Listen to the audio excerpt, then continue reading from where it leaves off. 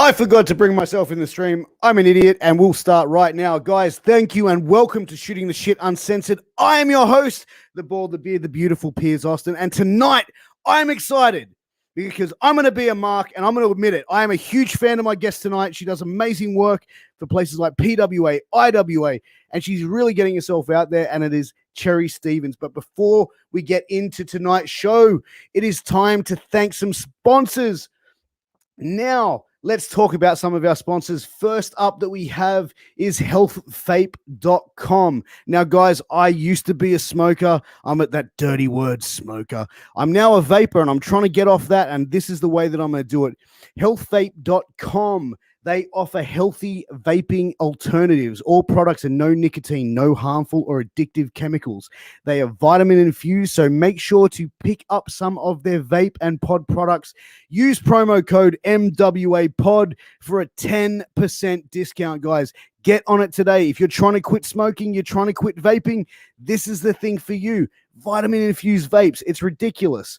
Next up we have, guys, is Sleeves.com. Now, if you're an athlete or someone you know is an athlete, what you need to do is go to Sleeves.com. They offer great quality products from arm sleeves, knee sleeves, compression pants, compression shorts, compression socks. I'm an old fart. I have to train wearing compression gear. Otherwise, my body feels like shit the next day. These guys have it all. They've got joggers, socks, even dirty boxes. I'm wearing them right now, and they are the most comfortable boxes that I own, and they keep sending me some more amazing stuff. If you or anyone in your life needs any of these products, you need to check out sleeves.com. Use promo code MWAPOD over there as well to get a 10% discount. Guys, also, the MWA Podcast Network is where you see Shooting the Shit Uncensored every single week, multiple times a week. We also are dropping other shows as well at the moment, guys. We've got Killing the Business with former ECW original, the Kingpin, Angel motherfucking Medina, where he keeps it 100. No offense, Conan, but he keeps it 100. He lays it all down. He tells it how it is, and it's really hard to really monitor what he says. But it's really great to have that show on it. It is a must watch for all wrestling fans.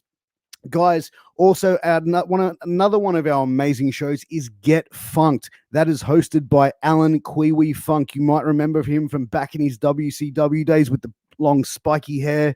Get Funked has been an amazing show. It's hit the ground running. Everyone is raving about it. He's had on some amazing guests from his time back in the WCW days and early TNA days. So guys, you want to check that out.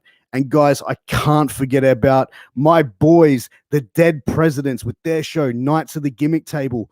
You know, Boogaloo and Lowrider, they've been tag teaming all up and down the East Coast of the United States for the last 20 years, guys. And they are an amazing tag team. They do have their show, Knights of the Gimmick Table, where they're bringing on their friends, guys that they've been up and down the roads with over that 20-year period, telling funny stories, talking a lot of shit. And it's a great lot of fun. Guys, those are 4 amazing shows that you get here on the MWA Podcast Network. Go and check it out. You know you want to. But guys, without further ado, I'm going to bring out my guest tonight, Miss Cherry Stevens. Cherry, welcome to Shooting the Shit. Thank you for having me, Piers. It is an absolute pleasure to have you on. As I said in the intro, I've been a huge fan of yours right from the get-go. I really enjoy your comedic timing, your character, and how your character has now evolved and really kind of growing up in front of the eyes of the Australian fans and the fans around the world now, because you guys are on Fight plus IWTV over at PWA. Tell me, when did you start in the business? Well, I'm coming up on 3 years this year. So I started training in November of 2018. Right. Prior to that, I never liked wrestling. I never watched wrestling. Really? I had no interest in wrestling. You know what? Like, this was a very similar conversation I had with Lily Blaze. Like, she went to a Wrestle Rampage show, and she's like, yeah, this looks like fun. I'm going to give it a crack. We're going to have a similar conversation. But the way that I got into wrestling was a little bit different. So my housemate, we've been housemates forever. It's awful. He is actually one of the videographers for PWA, Nick Ray, great guy. And when we, lived together in a share house a couple of years back, he would always have wrestling on. He's a huge mark from when he was a tiny kid. And I would be like, why do you keep having wrestling on? Like, it doesn't make sense. I was that person, the regular person who just didn't understand it. Yeah. Anyway, I like doing random sports and things when they pop up. And he actually told me he was going to a tryout himself for PWA. It wasn't one of the official tryouts that they have because he'd been doing video for them. And they were like, hey, just come down, one day and we'll see what you got.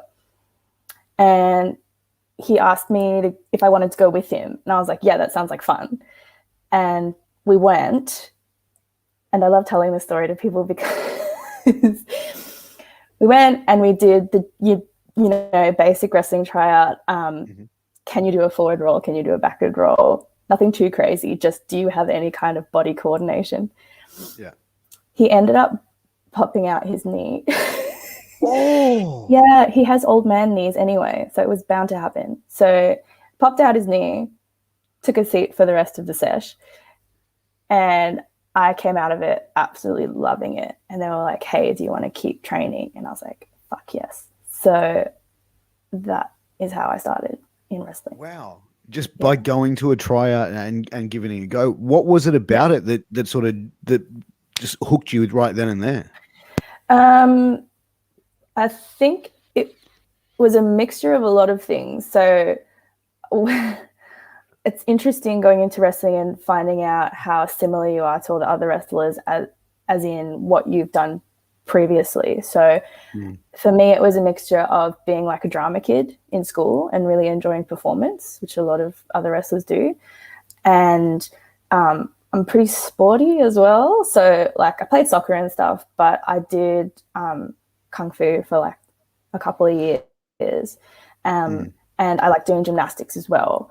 So like the fighting, the acrobatic, the performance aspects of it were really interesting to me. So yeah, that's kind of what got me hooked. And then the PWA community, like everyone who trains there, all the trainers are absolutely incredible. And so that just keeps me going.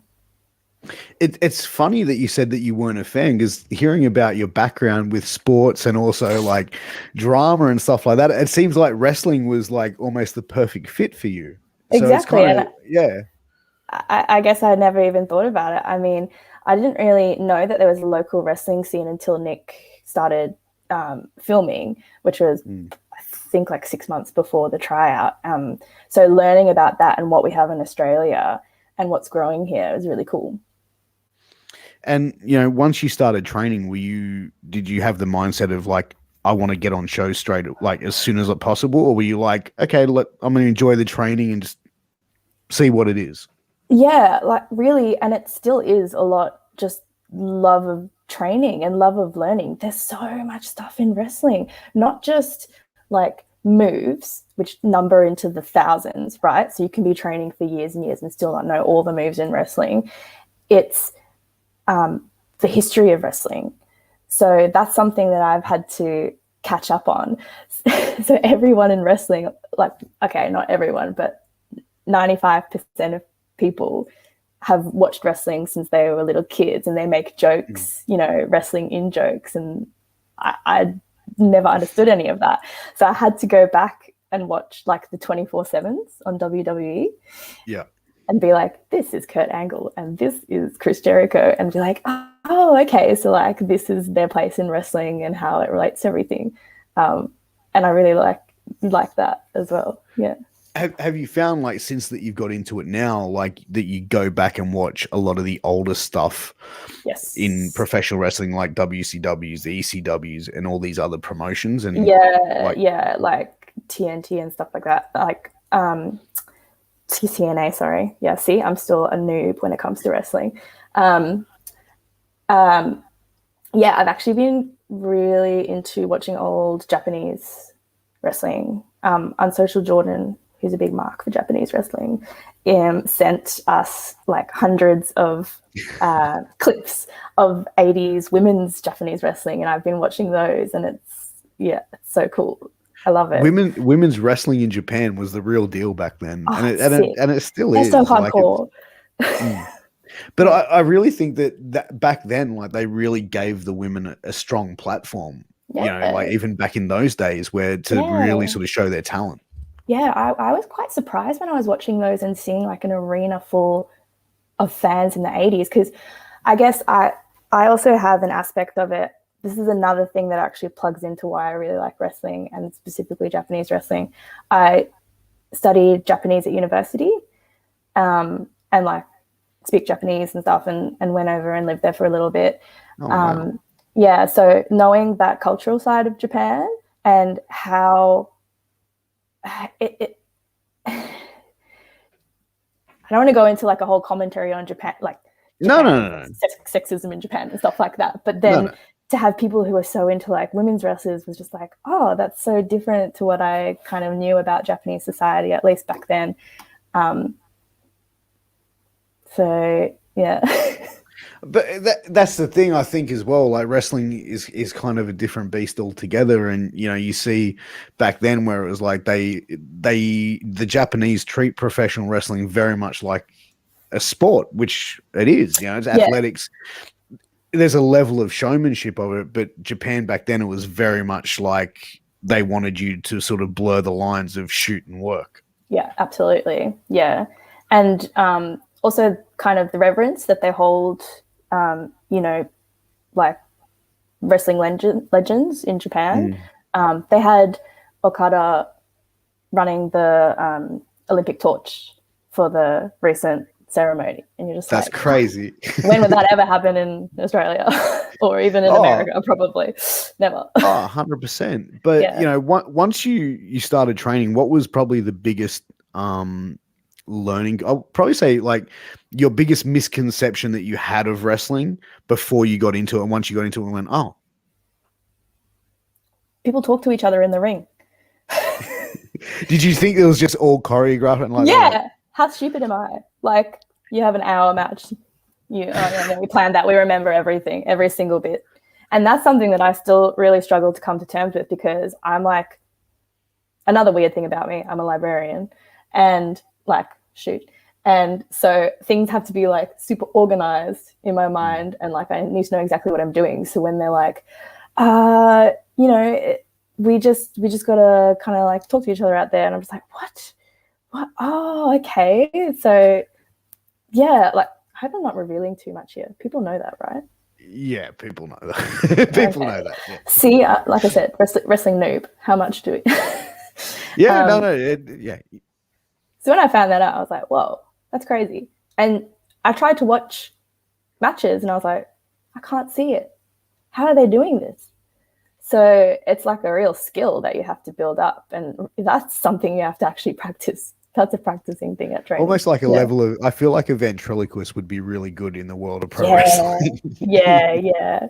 So, and I also have terrible hearing, so it's really bad. But that, and I think it's also it's quite demanding. I guess it's the same with anything. When you want to get really good at it, you've got to commit a lot of your time to it.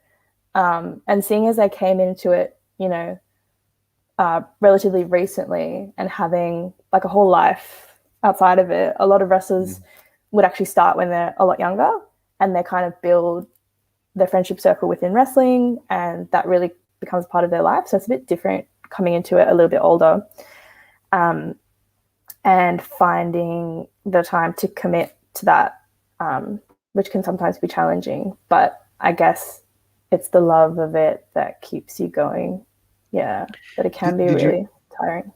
Oh, I can imagine. But, you know, when you came into it, did you feel like, I mean, was it like some people like, what, you've never watched wrestling, but like, you've never been a fan? You've never got like, what was that, like a judgment thing? Well, I don't want to say judgment, but were people like looking at it a bit strange? Like, why are you here if you haven't been a fan? To be honest, people really only found out like later, once I had already started training, and they were more like incredulous. They were like, really? Wow, like that's amazing almost. So I was like, oh, thank you. But yeah, no judgment. Never. It's almost like a unique story in itself. And we were just talking, like, Lily Blaze was the exact same way. Went to a Wrestle Rampage show. I was like, this looks like fun. I want to get in there. And I'm gonna go. You know, but what did you find most challenging about it, though? What aspect do you mean? Like, did you find anything challenging as far as like in ring, or as far as like, you know, character work? Like, what was the most challenging thing for you to really pick up? Yeah. I think being kind of having that sporting background and a bit of gymnastics and stuff like that, I think in ring it was a bit easier for me to pick up. It felt really natural for me to kind of learn the actual mechanics of wrestling. It would definitely be, and this becomes more apparent as you start wrestling more and you're getting on shows more, because you're starting to carry storylines and you're starting to develop character. That's really difficult.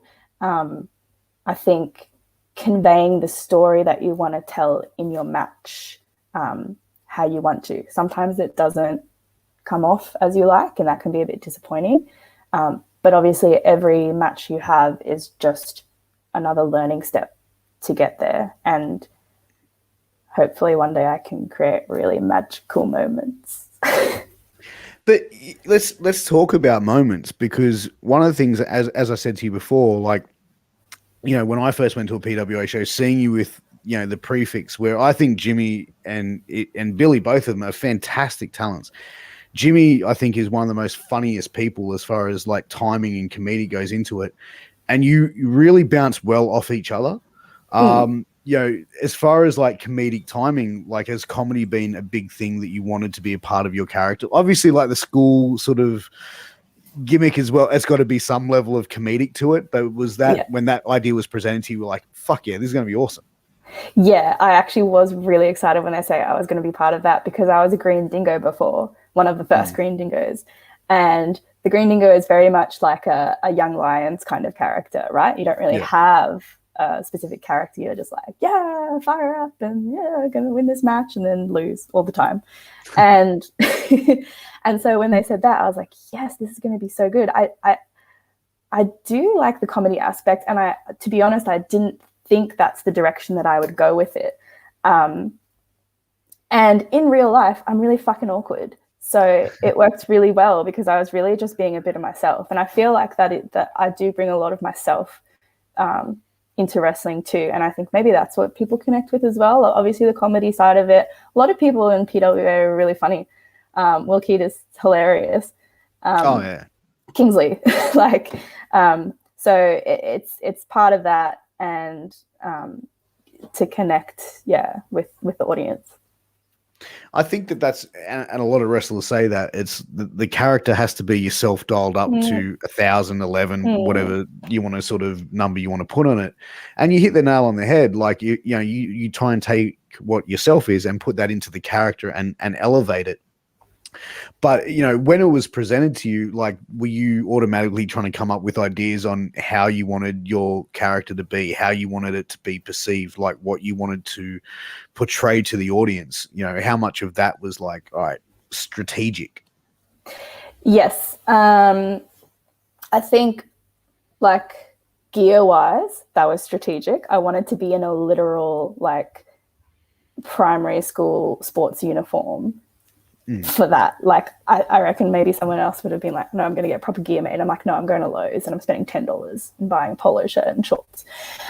So that really, actually just getting into that gear, you're like, yeah, I feel it. And working with Jimmy and Billy, you just bounce ideas off each other. So there's also obviously the direction that the promoter wants to go in. They have, you know, the idea for the story, and we kind of embellish, and then we bounce off each other and try to make it as good as we can. Yeah.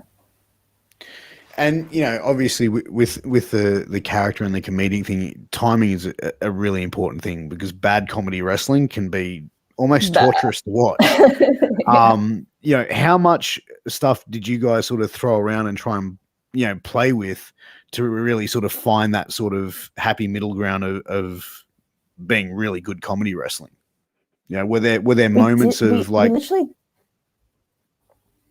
Sorry, go. We went out there and did. No, that's okay. We went out there and did it because we're just on that same level. There's certain people that you're kind of like, yeah, we get it. We know when that's going to happen. We don't even need to rehearse it. So I think that's the situation that I was with in the prefects, and I feel like it's the same situation I'm in as an intern with Mr. Ketis. So, changing the character up and going, as I said, it's almost like you growing up in front of the audience's eyes a little bit, like finishing school and then going into, obviously an internship in that universe, you know what I mean? Like the same sort of shit. You finish school, you go in, you get a job, you go to uni, you do all that sort of stuff. Yeah. But as far as like, who came up with the idea of having you partner with Ketis? Because it's absolutely gold. You guys are killing it. That would be our promoter. And I don't think it was probably at the forefront of thanks for the bits storylines. But when it really worked well, promo wise in the match, I think that was probably a bit of a eye opener and be like, okay, let's run with this a bit more and see what we get. Yeah, I mean, because Will Ketis's character being that sort of like screaming constantly, and then, but he plays that character so well, and you know what I mean. You being the nervous, intern, you play that role so well, so it makes for like as a fan watching it, it makes it so much enjoyable because it's like you see two performers that are so into their characters. You know what I mean? Like you can see that you were both really enjoying that moment. Yeah. We definitely did. The last show was super fun, and I'm really excited for the next one too. Yeah. So what's what's been your favorite moment of your career so far? Like, do you have one specific moment or one specific match that you're involved in that you sort of look back and go, "That's my moment"? I don't know if I've had that yet. If I think about it right off the top of my head, nothing comes right to the front. But if I think about a match that I really enjoyed and I was really proud of one that showed my progression would be my first match with Charlie Evans, which was at an Academy showcase earlier this year. And it was also when I debuted the new Jerry Stevens. So I think that was a bit closer to myself, my real self in character. And that's what I was kind of going with after the prefects broke up. And then to have like a good match with Charlie, who's an incredible wrestler. Amazing. And a worldwide talent. Like, I think that was a really standout moment for me this year so far. Oh, absolutely. And, when they were wrapping up the prefix, did you have a plan of like what was going into the internship, or were you like, what's going to happen with me? What's going to happen with Cherry here? Yeah, so I wanted to do work experience. I kind of thought that maybe I could go around to the different group, like factions that we had at PWA and kind of like test out where I could fit in. And I still wanted to go a bit of that comedy route because we have, groups that we can do that for. And I tried to get into SMS, but Jordan, I saw that. I saw that twice. Yeah. So then the intern specifically for the Goober report was pitched, and I was like, yeah, that's perfect. That's where I can start, and then we'll see where it goes from there. I'm sure I'm going to need a lot more experience. I'm still a baby in wrestling. I mean, yeah, I think it's taking your steps, and it definitely sounds like you're very humble about it as well. Once you did you ever sit down and have any goals for wrestling? Like, was there anything you were like, this is where I want to be, this is where I want to get to in this amount of time, etc.? People have asked me that, and I think because I'm not one of those people that, loved it as a kid and was like, I'm going to be a wrestler and I'm going to go to WWE and I'm going to do that, because that wasn't ever in like my past until I started wrestling. I say to people now that really I would love to stay and grow the Australian scene as much as I can. If anything, if any opportunities happen to come up, like that would be great, but I'm not expecting something, and I'm kind of just at a stage where I'm enjoying training, I'm enjoying doing shows, and I'm just going to keep doing it for as long as it makes me happy. Yeah.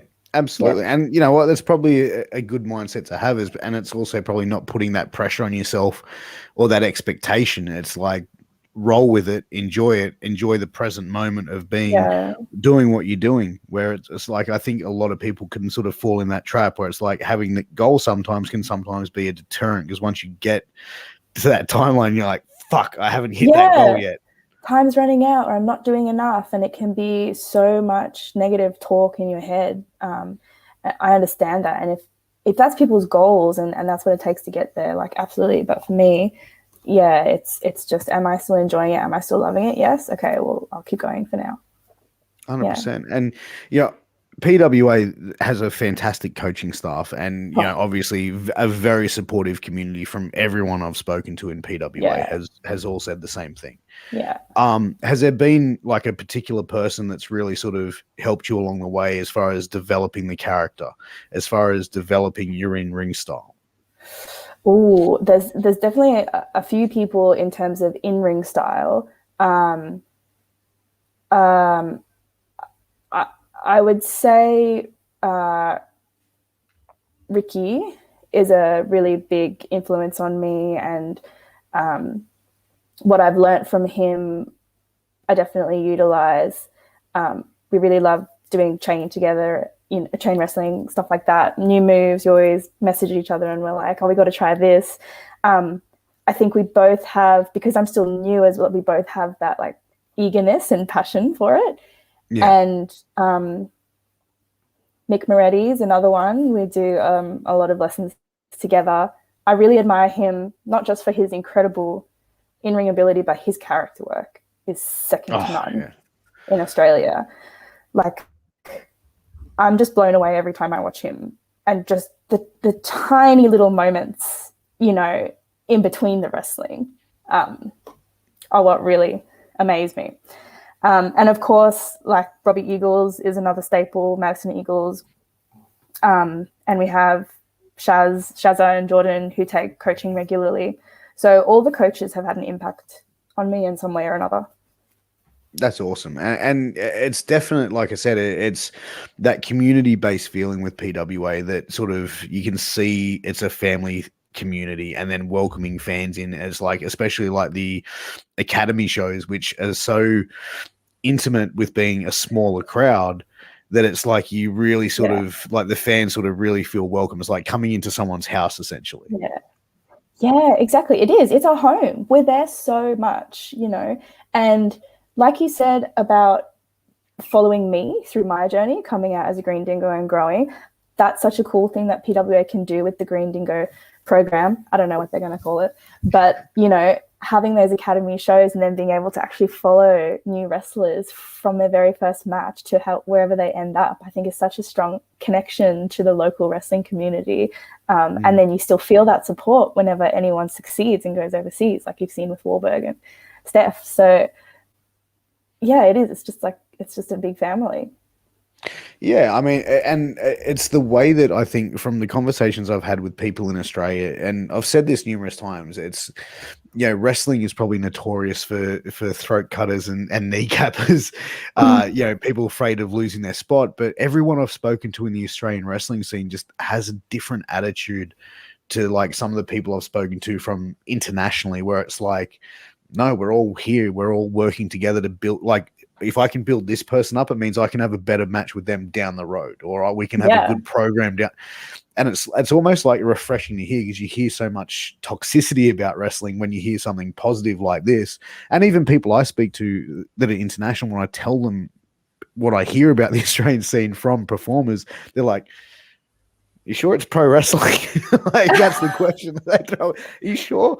I'm like, yeah, I'm pretty sure it's the same thing you're watching, dude. So we got something special down here. I don't know what it is. What's in the water? The trainers, like, we're all just, I'm really excited. I hope I get to go more interstate as well and meet more of my wrestling colleagues. I've been able to go to Melbourne once for deathmatch. Oh, really? Down under. Yeah, that was really fun. It wasn't a show. It was a book launch. But that was really cool to get my first interstate booking. And yeah, same thing down there. It's just like so welcoming, and I love it. Yeah, I mean, I think it's wrestling now has walked away from a lot of the, as I said, toxicity. Like you're hearing Yeah, now, the it's a growth. lot more progressive, inclusive. Mm. And it's like I'm not sure if you watched Tournament of Survival, but Effie, who was an openly gay wrestler, stapling his tongue to another man's tongue in the middle of the, you know what I mean, and That's getting a awful. pop for it. Like Yeah. it was a death match, but you know what I mean, to be able to do that and to be at that and to get that sort of reaction for it, it's, and I speak to people in the States where they say they go to shows, and if someone in the audience yells something that isn't appropriate, the audience is pretty much going to sort it out, like not violently, but say, hey, like, no, you don't belong here with that. Yeah, definitely. I think I've obviously missed out on a lot of that, and we talk about it in we released a video, Girls to Fight for I've seen it. Ben Anderson film, and so like Shaz and Madison, who have been around 10 plus years, talking about what they had to deal with, and it's like thank you that you've done what you've done so that we don't have to experience basically any of that shit. I'm still amazed when I hear about it, to be honest, but there's always crazy shit going out in the world, and wrestling is wrestling, and there's no female wrestlers, no male wrestlers, like athletes, we're all wrestlers. But that's the way that it's now being perceived, and that's why, like, even on a worldwide level, you're seeing females that are being highlighted at a very high level, being main eventing shows, not being the one match on the card. You're seeing a lot more female performers coming out there and being on the same level as anything else on that show. Yeah, Jessica Troy main eventing on Sunday. 100%. And Jess Troy is another amazing athlete that Australia is sort of seen, and I think you and her could down the road have an amazing little match, and seeing some of the things that you guys could do as far as implementing that comedy into the the arm collector. Yeah. You know what I mean? Like me as a fan, I'm sitting there going, this would be like, I'm sitting here going, like, I can just imagine how this would be, like seeing how this would be. And it's like, there's so many possibilities for someone of your character, because it's so unique, that sort of almost like the nervousness of like I don't want to say scared of your own shadow, but like almost that like sort of timid sort of character at times. Where I think wrestling people want to sort of be the opposite of that, but you really embrace it and make it your own. Yeah, it's funny that you say that, actually, because if I think about it, like I couldn't really imagine going in and being like, I'm the best wrestler there is. Like, come on, anyone take me on. And so I guess maybe I took those feelings of nervousness and maybe unsure of myself stepping into it, and it's kind of gone into that character. So yeah. For sure. But it makes it more believable, though. You know what I mean? Like, it gives it that coming level from a true place. Yeah, but that's the thing, you can admit to that, whereas like I think a lot of people would be like, oh no, like I wasn't shitting myself. Not at all. Everyone is. No doubt. And it would be that sort of thing. I think it depends on any sort of performance you do where it's in front of people. Like, it takes a lot of courage to go out in front of, whether it's 5 people or 500 people. Yeah, it's intimidating. Even at training, it's intimidating when we have to put together matches, and we're especially in front of our peers, I guess. Yeah, even then. So with your matches coming in, like, when you started to where you are now, were you doing a lot of planning going into your matches, like going, right, we're going to do this, and this? Or was it much like, hey, we're going to start here, we'll work through to here, then we'll work through to the end? So I was really surprised. My first match was with Jess Troy as a Green Dingo. And I think I messaged her, or I spoke to her like the week before. And I was like, what are we doing for a match? And she's like, why are you asking me that? And I was like, don't we have to plan it, like with wrestling? And she's like, no, we'll do it on the day. And I was like, what? You're kidding me. So like, they've gotten, and this is where my bad memory comes in, they've gotten so good at like being able to put together matches like quickly. So those initial matches were kind of like that, and it's like, okay, we've got a few hours before the show, and we'll put together what we want. What are our moments that we need to hit? I think leading into black label matches, which are maybe a little bit bigger, we do kind of have a little bit of a discussion beforehand, just like, do we need anything for it? You know, comedy wrestlers, we need a lot of props. And maybe just have like bounce around ideas so that we know that when we get there, this is what we want to go for and this is how we're going to build to get it. That's kind of where we're at the moment. Yeah. And, you know, as far as like, you know, there's a plethora of talent here in Australia, and you said you do want to go obviously interstate and start wrestling more around, you know, have you got some promotions in the country that you have got earmarked where you're like, I'd really like to go and work there. I'd like to work with that person there. Yeah. Lily Blaze is one of them. I think she's hilarious online. I love wrestlers that have like that online savviness, I guess, or like you're kind of like a troll, but not really. You know what I mean?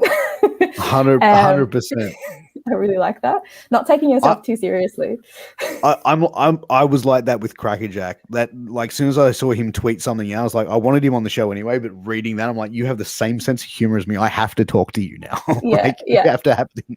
Exactly. So now I have to wrestle Lily Blaze, and another wrestler I'd really like to wrestle with is Edith Knight from Perth. I've met her a few times before, but seeing her character development recently as well is really cool, and how far she's come. I think she maybe started around the same time as me. Oh wow. Maybe. So yeah, those two wrestlers and two places I'd really like to go to. Yeah, and as far as like the Sydney Centre, I believe you've wrestled for IWA as well. I think I saw you at a show wrestled Charlie Evans. Yeah, me and Charlie had a show at IWA end of last year. So Nui Pro is another place. They're obviously PWA's sister company, so that's they've got some fucking good rookies as well. Like, they were at the show recently as well, and they came out, and I was just like, leave. Just stop staging everyone here now. So yeah, I'd really like to go to Nui as well, and really anyone who'll have me, I will come wrestle for you because I need the experience. Yeah, I mean, but that's the thing, and having that sort of mentality, but you know, obviously making sure you don't go and work for shady promoters. But I think that obviously with the amount of knowledge that you have at your disposable, at your disposable people, whatever it is, I don't know, that's even worse. Oh dear. I'm also awkward at times too, so I apologize. But I think you have people that around you that were able to point you in the right direction of, hey, this is a good place to go. Maybe miss that one.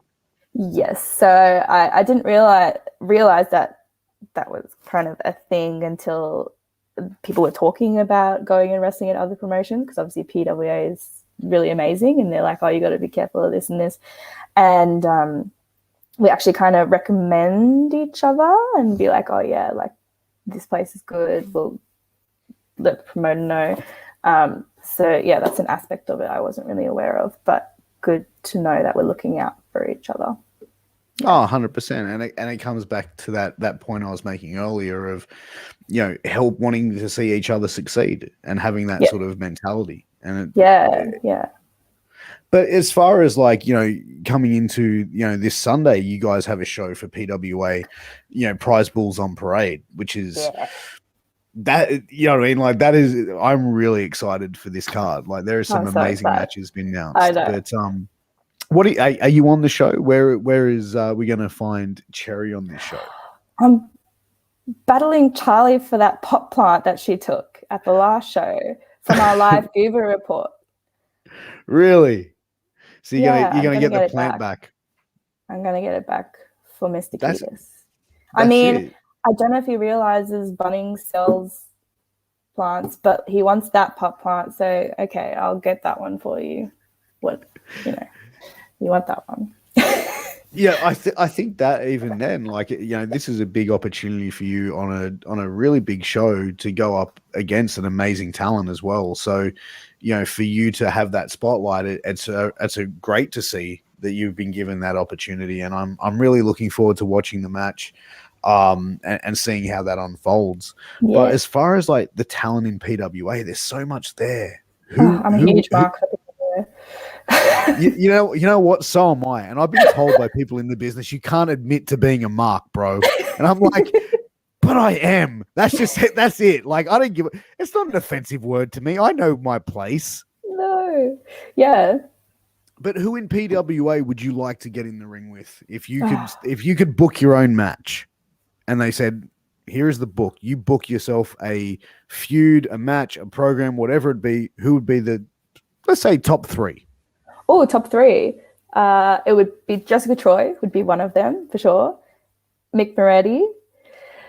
And then a third, just for the comedy and the wrestling. We're both very good wrestlers. Big Fudge. Yeah. you and Big Fudge, I can see doing some amazing stuff. Like, it's so funny. Like, he comes up with so many ideas. He's a comedic genius, Big Fudge. But that's the thing. Again, it's so hard to pull off comedic wrestling and I said, like I said, bad comedy is really bad. Yeah. But PWA, even it's just the small things that they do, which even as you said, as Moretti, like the sort of head movement or the sort of facial expression, which gets that pop. Yeah. It's good to see that it's not like wrestling is taken seriously, but it's also like, okay, don't have to be all tough and staunch every step of the way. Yeah. I think with PWA, because we have so many amazing wrestlers, you've got to do something that makes you stand out. So whether that's being really comedic or your in-ring ability, I think that's probably what pushes us all and what makes us deliver such a good product. I sound like a salesman, but yeah. No. I'll take 2. But as far as like your character now, like, as I said, we've seen the development of it. What do you want? How do you want your character to be perceived? And are we seeing what you envisioned Cherry Stevens, the intern, to be? I think it's a little bit different to what I thought of at the beginning of the year. I think that it would take longer to get to where I want, to what I envision. To be honest, what I envision, I probably don't have a complete idea of it. But I think it's a more nuanced character than what I am now. And so I think that I will get there through the experiences that I have through this work experience kind of thing that I'm doing. And I think I'll find out along the way, I hope. Yeah. Oh, 100%. Oh, believe me. Look, as I said, I've really enjoyed the work. I've really, when I go to the PWA shows, really look forward to seeing you perform, because I really think that you hit the nail on the head from a comedic standpoint, but also from a character standpoint. And for wrestling, for me, was always about the characters. Mm. The in-ring stuff was always there, but to me, the characters are what really sort of draw that sort of attention in. And, like I said, the progression of your character has been really good, because it's almost been like night and day, like, overnight changing. And it's been absolutely fantastic. Okay. But I do want to say this. It is that time of the episode. Cherry has been told, has been warned, whatever you want to call it. We are going to do 60 seconds with Piers. How this works, Cherry, I'm going to fire a bunch of questions at you. You have 60 seconds to answer them. Cherry, you let me know when you're ready and we can get started. Okay, I'm ready. Snapchat or TikTok? TikTok. How do you take your coffee? 4 sugars. Okay. What celebrity would play you in a movie about your life? Oh, this is what Nick would say. Aubrey Plaza. Is that her name? From Parks and Recs? Not too sure, but we'll go that with one. What is the last book you read? Red Rising by Piers Brown. If you could delete one item from the world, what would it be? Tomato. Oh, no, not tomato. Tomato goes on pizza. Brussels sprouts. Cadbury or Nestle chocolate? Don't like chocolate. Would you Say rather another. own your own? Hang on a second. What? No, that's not Yes. right. Would you rather own your own boat or your own plane? Plane. If Cherry Stevens came with a warning label, what would it say?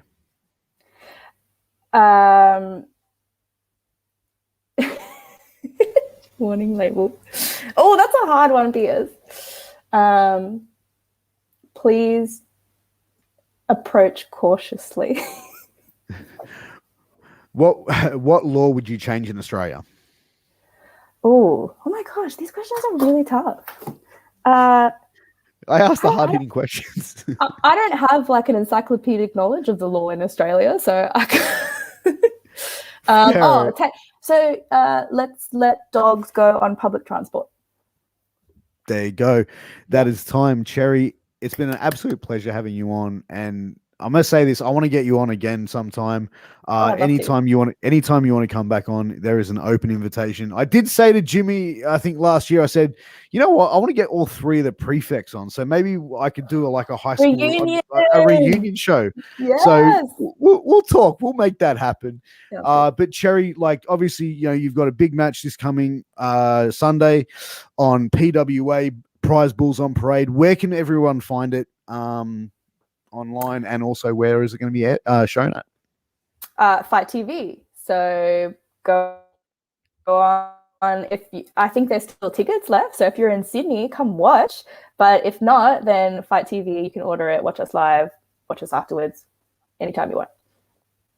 And where can everyone find you on social media?